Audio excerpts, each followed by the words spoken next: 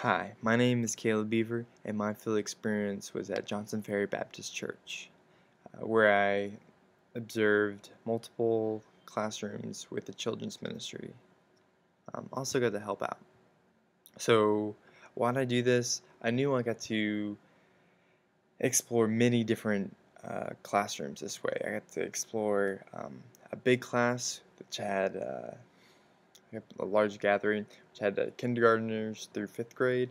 I got to observe second grade, third grade, and a fifth grade classroom, which was all really great. Got a lot of the developmental experience. What's the church like?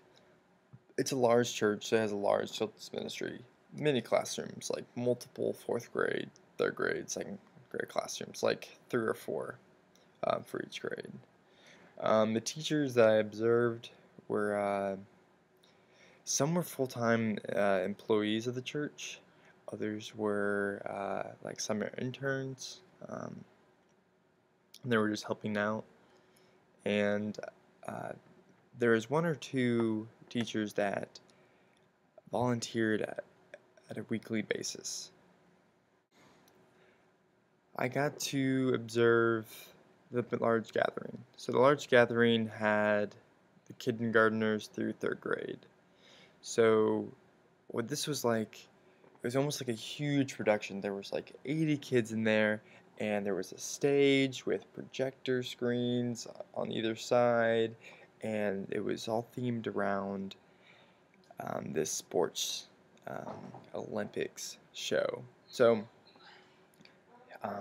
specifically, it was dodgeball. So there was a guy that jumped out and was like, "Hey kids, are you guys ready to play some ball?" And they all got excited, and I mean, this guy knew how to engage with kids.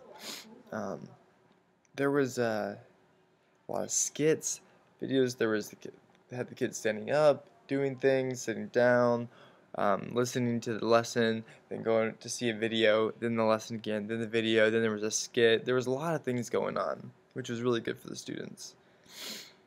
Um, at one point, there was a competition where the girls and the guys competed. They each had to answer a question, and the girl and the guy that got to answer the question correctly, they got to go up to the front of the stage and do some kind of physical challenge. One was like, how many push-ups can you do in a minute? And I mean, the boys won that one, and the girls won the other one. Such as like how many sit-ups can you do, how many jumping jacks you can do. That's interesting. So I've observed a second grade class, which was really cool. The teacher there was already an experienced teacher. She actually teaches at the um, the regular school during during the fall and spring that is held at the church.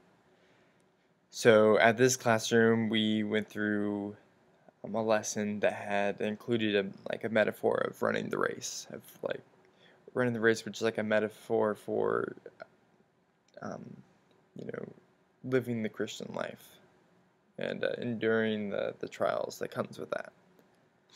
Um, then the fifth grade class had there was a large group that we started with first, boys and girls separated again, and they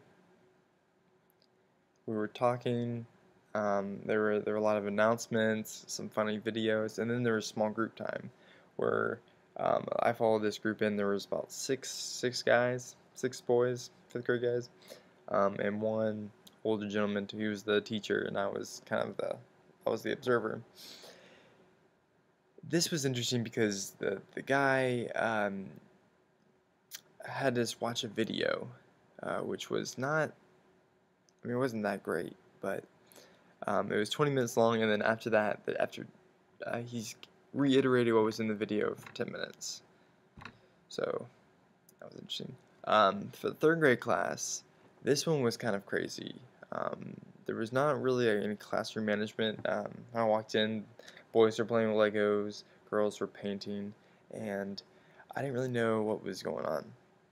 Um, they were supposed to be writing memory verses, but the teacher couldn't really control or like get them to follow directions. So that was uh, that was something that I guess I took note of. They had snacks, and the students kind of walked all over this teacher, but they did go over the same lesson of um, the running the race. So in terms of theories, um, there is Piaget's stages of cognitive development. So I got the when I was back to the second grade running the race lesson. I mean, it was obviously a metaphor, but according to Piaget, children are supposed to be able to think abstractly into their about 11 or 12 years old, which is like 5th or 6th grade. But these second graders were understanding that running the race was a metaphor for how Christians are living their life. So, I mean, another example is the teacher asked, "So, what is a mountain or this like mountain or an obstacle that we could run into during this race?" And one boy raised his hand and was like, "Yeah, if someone asks you to go to a party while you're at church or while you should be at church," he thought that was a mountain or obstacle, which is I guess correct in the in the Christian life to have Sunday morning just like parties distracting you from being at church or learning about Christian stuff. I also saw different styles of classroom management. I saw authoritarian, authoritative, and permissive. So in the 5th grade class, with a small group discussion being like very very structured, and the teacher did not let the kids get out of their seat, and did not let them speak their mind. He pretty much just lectured to them the entire time. This was very authoritative. He gave no explanation for these strict rules. For the second grade class, there was the teacher was very authoritative, and so what this teacher would do if when a student was standing up, she'd be like, "Hey, make sure to sit down because we have a lot of work to do. Do that work so that we can move on. This is a really important lesson, and I want you to get to the next lesson. So make sure you do your work now." And then there was the permissive teacher that was in the third grade class. He let the students walk all over him.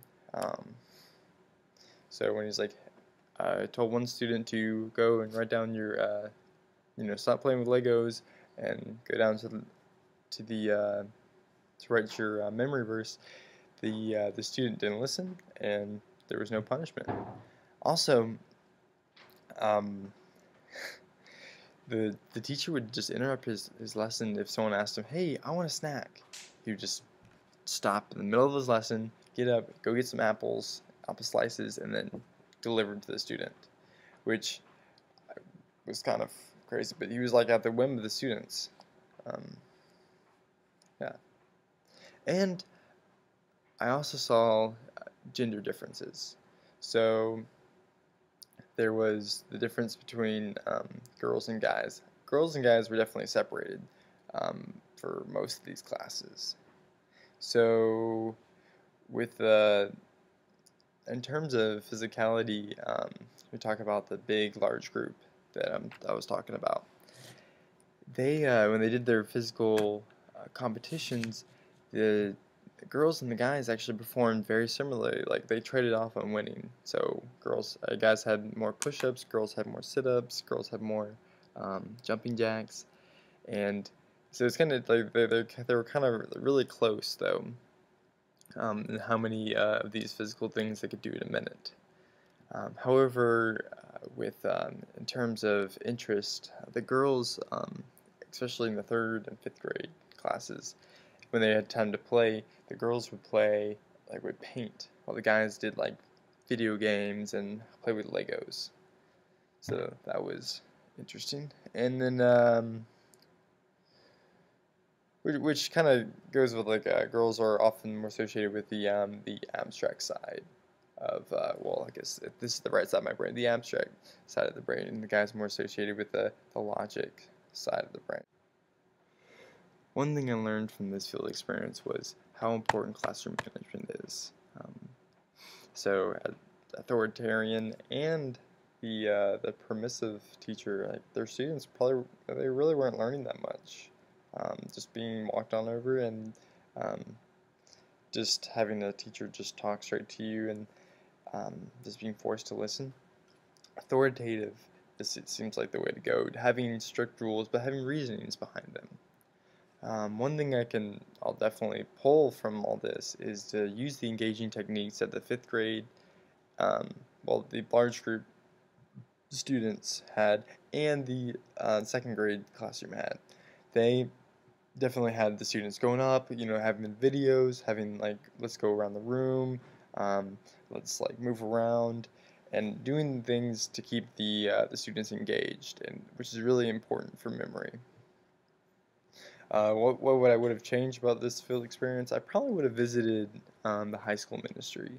Um, I don't really regret too much of this experience, but since I'm going to be a high school teacher, I probably could have seen a lot of techniques that the high school ministry uses for their students.